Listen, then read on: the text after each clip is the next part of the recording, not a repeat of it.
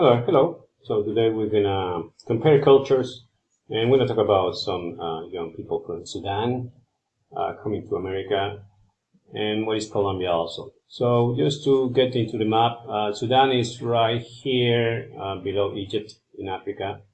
We got Colombia in South America, this brown, darkish color, and then we got America, which is all this country with Alaska. So these guys, these young people travel from this light green color here to America, and they experience something called culture shock.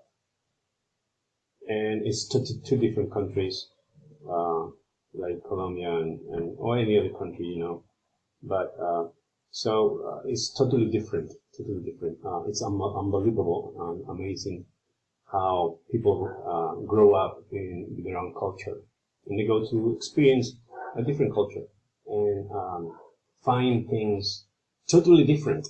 For example, the food. Just starting with that, food it tastes different. It's not cooked the same. It might taste different. You're not used to it. You have to taste a lot of new things. And some may like, some don't. And everything you take this little bite, and then you may get an unbelievable amount of flavor that you like, or you may not. So everything is try out and success or failure. But in the other part, if you go to America and you ask where Sudan is, where Colombia is, where Uruguay is, most people in the United States do not know where the countries are. They do not study world geography, for example, like we do here in Colombia. We can locate countries in Europe. We do know where the Atlantic Ocean is. But most people, amazingly, in the United States, they don't know where the countries are. Or they don't even know the name of the countries, like at the end of the video was experienced.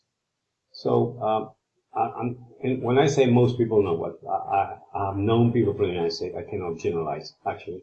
But I have known people from the United States, and I study there, that we're having difficulty with pinpoint countries in the world. But, each person is like it is. And that's part of their own culture. So, thank you for watching the video, and see you next time.